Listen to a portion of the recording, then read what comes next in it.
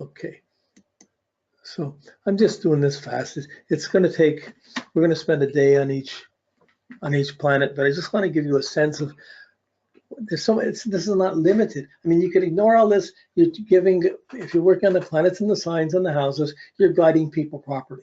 This really tells you how much stress is there and helps you realize what a person is struggling with. And then you have to say, well, you have to deal with your struggles, and they may or may not be. And you may or may not be able to encompass what their struggles are. You can see it, but it usually takes time to work the chart. Anytime you're seeing something comes up, all of a sudden you're working one planet's a problem, then you got to go into the planet, you go into the signs, the categories, you go into the houses, and then you see how much stress is there. Just knowing the stress, it's enough to work with. You don't have to go in all the mental detail about all the subtle little things to explain it. You got the issue. Reflect on it. Feel it. Imagine it. Relate to it. See how it works for you is differently, and see, wow, they have to process through that. I'm lucky. I haven't lived, I'm 72, I haven't lived 71, I haven't lived through a war. That's unusual on the planet. So I'm kind of spoiled. I've had other battles and other things, but not when the whole world's going crazy and everybody's killing each other. You know, like I met people who studied their astrology in the middle of a war zone. Everything's dying. People's they're having to run away from armies and gangs and bullies and just to survive. And at the same time, they're trying to get some idea about astrology and be studying it at the same time. How incredible. No, we've never been in control of the outer world. There's always been wars. Not everybody's had to go through them. There's always been rich, poor, starvation, famines, overabundance. These are, how come you're born in a certain place? It's the result of all your old karma. So anyways, with Jupiter to the moon, it's understanding, but more often not, it's an abundance of misunderstanding or compromises. Oh, I should be on my diet, but here's this one more drink or one more piece of pie or what, like that permissive Jupiter. Then when you get to Saturn, you have the discipline, the restraint. So Saturn outwardly, what have I accomplished? I can't do this. I got to hold back on this. So Saturn can put a very strong severity on memories. Those are depressed memories. The memories, depression, they come up. I'm depressed. I can't do anything with them. What are they good for? They shouldn't be there. I should be keeping busy to get rid of it. I'm bored. How do I solve the boredom? So Saturn adds its influence onto the moon. It's going to add its influence on every planet, and each planet's going to do the same for each other. So once you see each planet separately, then they all kind of come together into a sphere. That's your sphere of being or sphere of unknowing or your mystery of life. That's the DNA out into life, your matrix. But inside the you can use the planets to see out into the matrix. You can also use them to tune in to go inward and not watch the matrix and go in to find the center in the heart. And these stresses become the obstacles one has to get past to get back to peace and silence. Whew. As soon as you got a judgment, you can't forgive something in the past, it's going to interfere with your future. Whew. Hard to get clear with everything.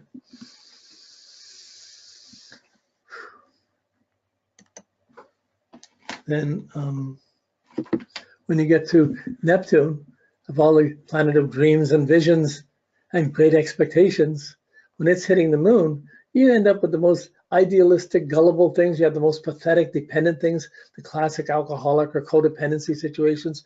And the outer circumstance, if you're born in an alcoholic's home and there's been all kinds of abuse, what are your memories? You have memories of that. How do you get beyond them? How do you work with them? Why do they happen to you? Who are you right now?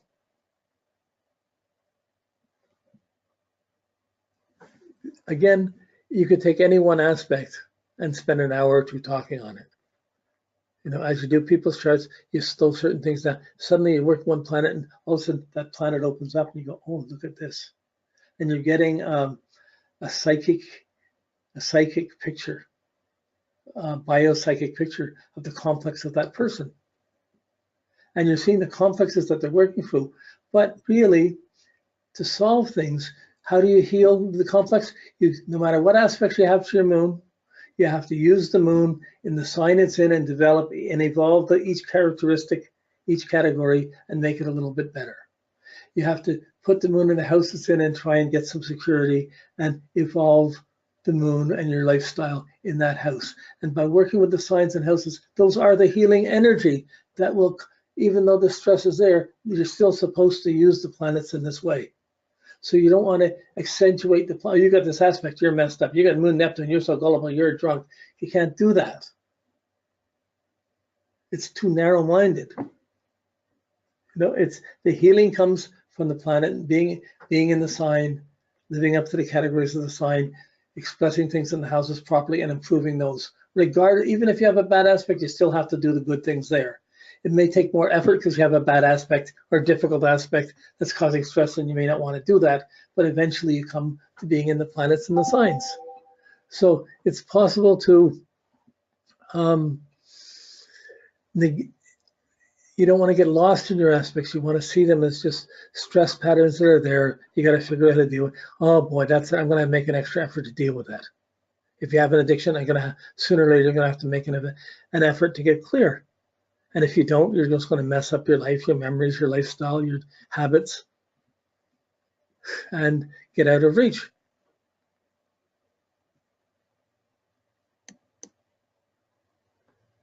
Neptune, sorry, we didn't, that was Uranus, this is Neptune. So Uranus is just the shocks that come up and the changes that come up that would destabilize your memories and cause a lot of shocks in the past and make you feel shocked about it and not want to go back. Or like, you're looking at the moon and you're seeing different aspects all have stress, but between different planets, each planet has its own variety of stress, or own spectrum of stress that it can have. And as it gets affected by other planets, that planet will come in and add its stress to the primary stress of that planet. And you start to get a picture of the relationship to stress. That's useful to know. Now, if someone has a really stressful chart, say, boy, how could anyone live with that? It's not like that at all. So you could have the most horrible chart or most stressful chart you can imagine, and that's just normal to you. Your chart, what you have is what's normal to you. That other people have it differently, you can't see. Wow. I didn't know I was poor. We were poor until I got to school. It never mattered to me. You didn't have to be rich to climb a tree or jump in a river or go fishing. It was easy. When you got to school and you have social interactions based on, and all of a sudden what you're wearing, how much money you have, what trips you can go to or can't go to, that's a different thing.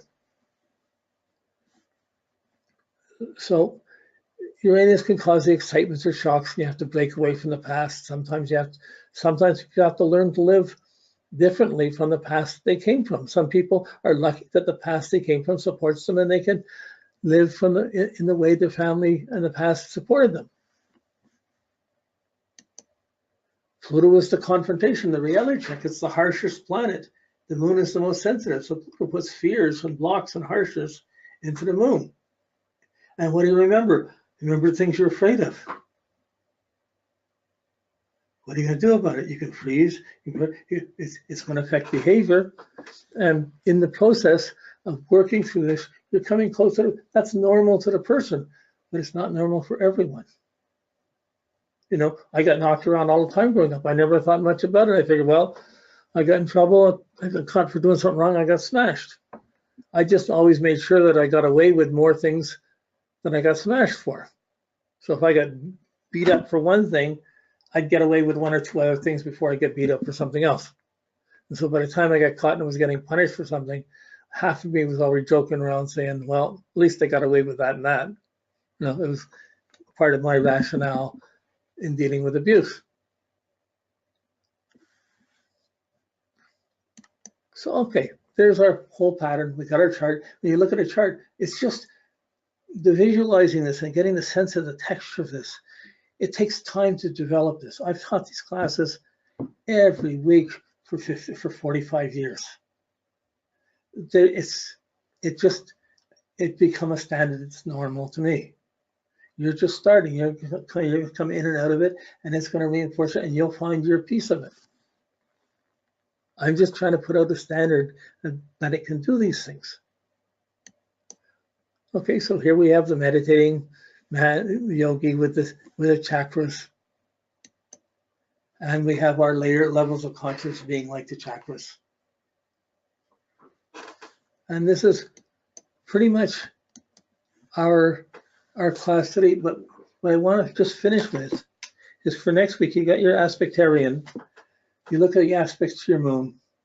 You got the sheet, you put down what the degree is between the moon and each planet.